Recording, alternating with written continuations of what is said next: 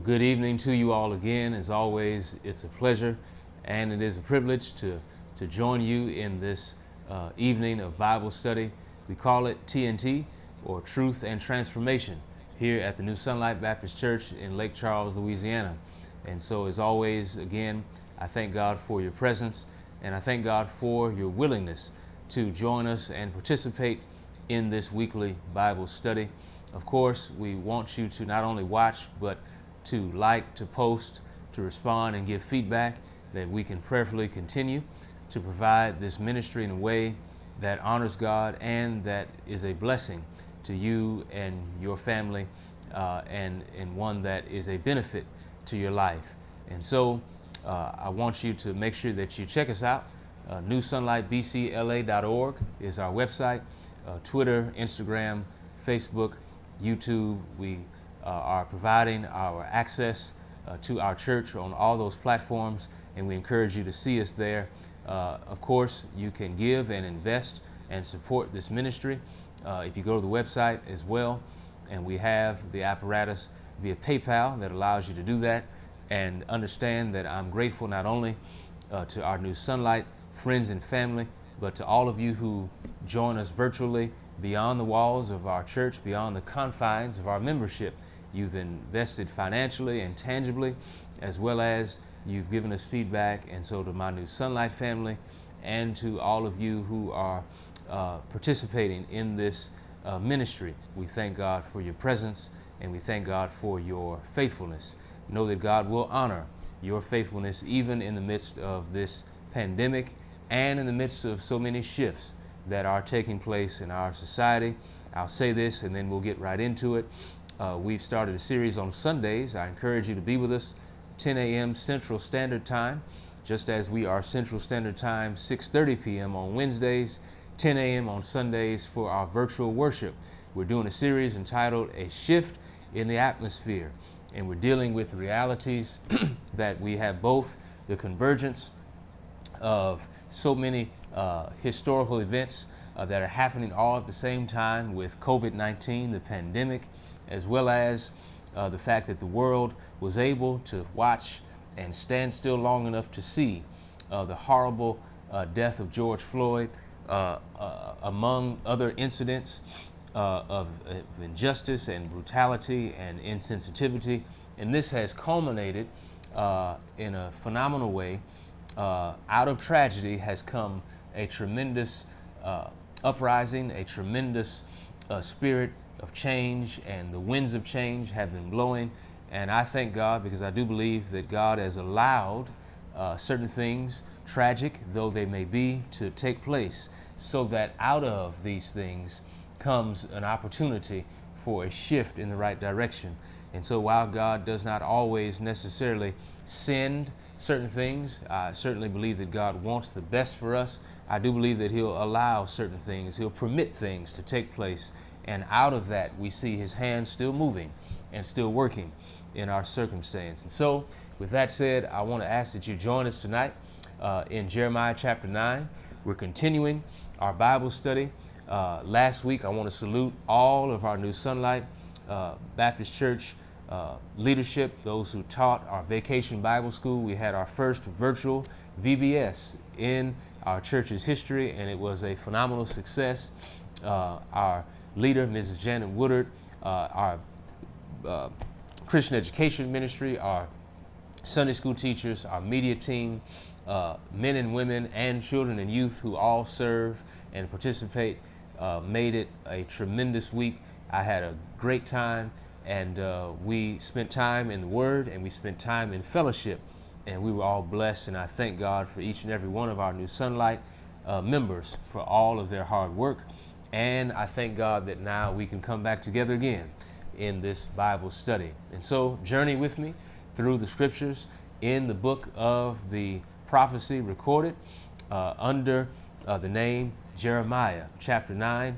And on tonight, I have 5 principles that I want to lift up, 5 things that you can prayerfully take away and go back and read this chapter on your own, spend some time in it in prayer, and prayerfully you can allow this to reside within your mind, your heart, your spirit, and I hope and pray that it can be a benefit to you We're in the middle of this series entitled The High Cost of Hypocrisy. The High Cost of Hypocrisy. We said at the outset that hypocrisy, one definition, is that it is the appearance of sincerity despite the absence of it. The appearance of sincerity despite the fact that there's an absence of it. And so pretense, hypocrisy, that is what we're dealing with. And we're dealing with it in the context that God's people were sinfully assuming in this context that their relationship with God eliminated their need for responsibility, to reverence Him in their attitude and with their obedience. Attitude and obedience are the two ingredients to make sure that you have a healthy relationship with the Lord. If you have the right attitude and you're willing to be obedient, then God can honor all that you do for His glory, and it can be a benefit and a blessing to other people. Well, they struggle with that, and therefore we find them dealing with an absence of truth that hindered their progress. There was deceit, there was deception, there was an absence of truth. When you look on television, it's not long that you find out that there's often, sadly, an absence of truth. Regardless of what your political party or persuasion is, I want to offer you, spiritually speaking, that the only way we can truly interpret the social realities that we observe is that we have a spiritual grounding that offers us this truth, that where there is no truth, there is no hope, because where there's no truth, there's no willingness to acknowledge what the true reality of your circumstance is. It's only when you can be honest with yourself and with God that you can be blessed in this life. And so here's 5 things I want you to remember as you peruse and even look through Jeremiah chapter 9. We'll recap the first 3 that we covered 2 weeks ago, and then I'll add in the final 2. And so verses 1 and 2 and verse 13. If you look at Jeremiah chapter 9, verses 1 and 2 as well as verse 13, what we find out first is that the absence of truth results from the people's decision to abandon faithfulness to God. Because in Jeremiah 1 it says, "Oh, that my head were a spring of water and my eyes a fountain of tears. I would weep day and night for the slain of my people. Oh, that I had in the desert a lodging place for travelers, so that I might leave my people and go away from them, for they are adulterers, a crowd of unfaithful people." Jeremiah lets us know right away that their unfaithfulness, their willingness to abandon their commitment and faithfulness and loyalty unto God was a direct result of the absence of truth, that they could walk away from the God that they were supposed to walk with because of the void, the vacuum, the absence of truth. And then I want you to understand on 2 counts that both immorality and idolatry are evidenced by the fact that God's people were described as unfaithful, adulterers, and followers of Baals. And so, again, there's an absence of truth. They abandoned faithfulness. Why? Because there was immorality and there was idolatry. They were distracted and they were involved in a lifestyle and in an approach to living that was dishonoring and disgraceful unto their God. But secondly, I want you to understand that the absence of truth robbed God's people of their authenticity. So it wasn't only that they abandoned being faithful, but that they were robbed of their very genuine authenticity, what made them real, what made their faith real. All that goes away when there's no truth. Verses 3 through 8 show us that. I'll just read verse 3 because it says, "They make ready their tongue like a bow to shoot lies. It is not by truth that they triumph in the land. They go from one sin to another. They do not acknowledge me, declares the Lord." And so I want you to understand this, that they made their tongues ready like a bow to shoot lies.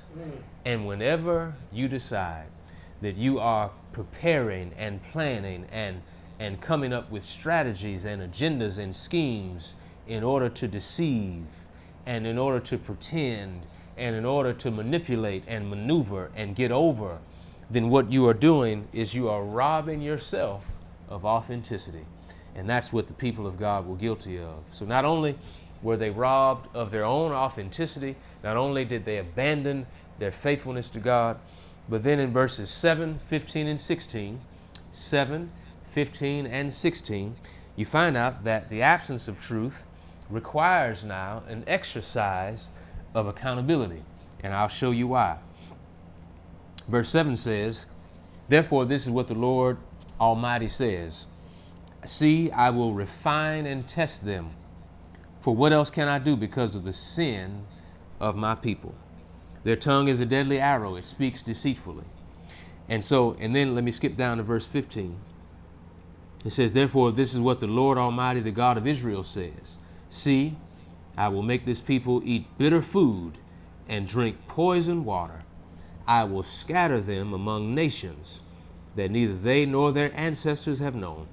And I will pursue them with the sword until I have made an end of them."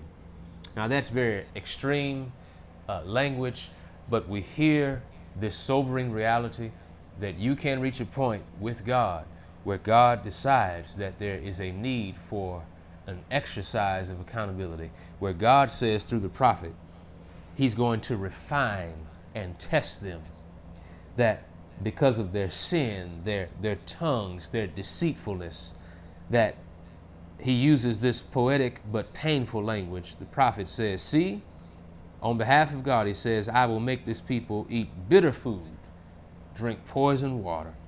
In other words, there are consequences to our choices, that in this life, you and I cannot make choices without understanding that there will always be corresponding consequences. And so I want you to remember that they abandoned their faithfulness, they were robbed of their own authenticity, and then they were required and demanded and mandated by God in order to be held accountable. They had accountability that they had to demonstrate. But here's the final two that I want you to take away on tonight. If you go to verses 20 through 22, and then verses 25 and 26, here's the principle that you'll find. This is number 4. The absence of truth reinforced this agonizing consequence of being disobedient and distant from God. Again, we just alluded to the fact that with every choice, there are consequences. And so the agonizing result of their absence of truth, their deceit, their lies, is that when they were disobedient, they were also distant from God. Let me show you, because in verse 20, chapter 9, here's what it says. Now you women, hear the word of the Lord. Open your ears to the words of his mouth. Teach your daughters how to wail. Teach one another a lament. Death has climbed in through our windows, has entered our fortresses, has removed the children from the streets and the young men from the public squares. This is what the Lord declares, verse 22. Dead bodies will lie like dung on the open field, like cut grain behind the reaper, with no one to gather them. And then skip down to verse 25. The days are coming, declares the Lord, when I will punish all who are circumcised only in the flesh. Egypt, Judah, Edom, Ammon, Moab, and all who live in the wilderness in distant places.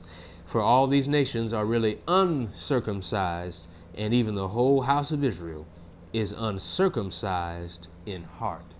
Now, real quick, what we're dealing with is this language of circumcision, and it's reinforcing the fact that when there was disobedience, there created distance, because as we read in the text, God does not tolerate or put up with or allow pretense, lies, or deceit.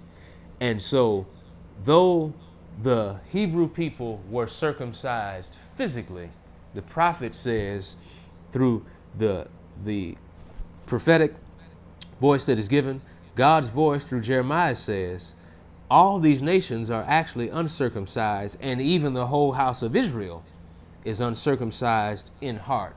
Why does that matter to us? Why is that important? Because we are distant from God when we are dutiful, but not devoted to him in our hearts. What our hands touch can only be blessed if our heart is motivated in the right way.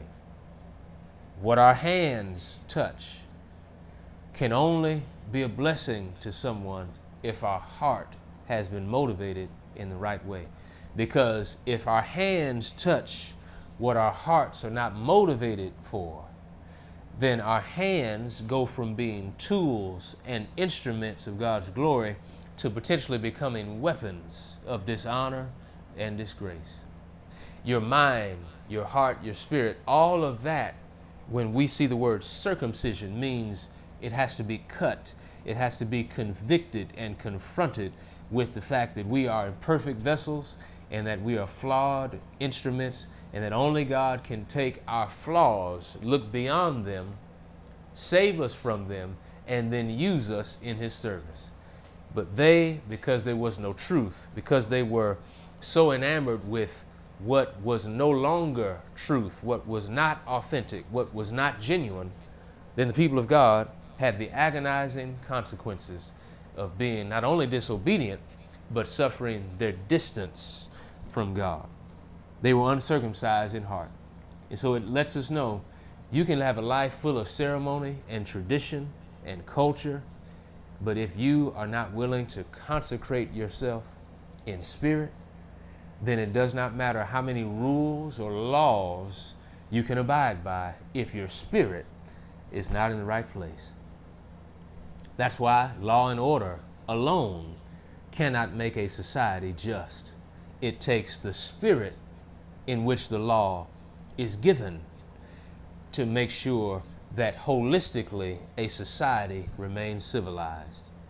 And likewise spiritually, it takes the heart to be cut, convicted, confronted with a need for God's presence in order for us to be honorable in the Lord's eyes and to be a blessing to someone else. And so here it is.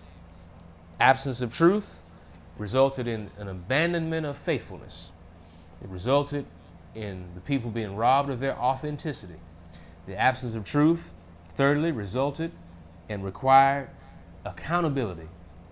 Fourth, the absence of truth enabled or demanded rather that they endure the agonizing circumstance of being distant from God because of their disobedience.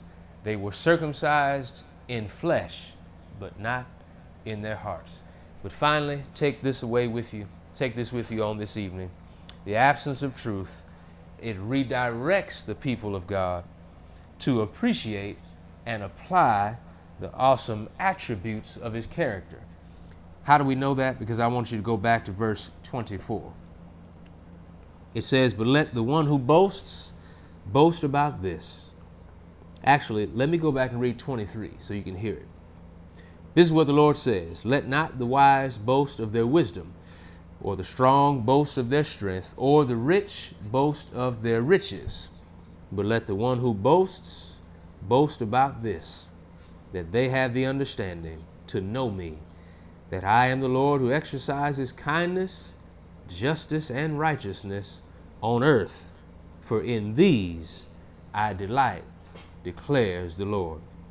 Let the one who boasts boast about this, that they have the understanding to know me, that I am the Lord who exercises kindness, justice, righteousness on earth. For in these I delight." Listen to those three again: kindness, justice, righteousness. The absence of truth, the only redeeming value that this void presented to the people, is in verse 24. Because in verse 24, we hear that our God, their God, and anyone who puts faith in God, you can rest assured that the Bible declares that the Lord is a God who exercises kindness, justice, and righteousness.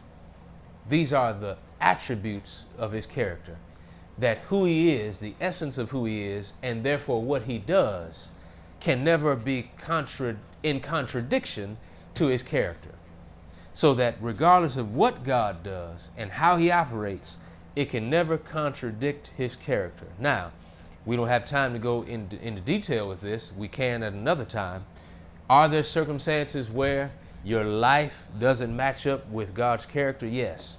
Where your circumstance, your situation doesn't appear to match up with what you thought you knew about God?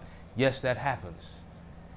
But God's character can never be contradictory to what He's doing in your life, because it takes perspective.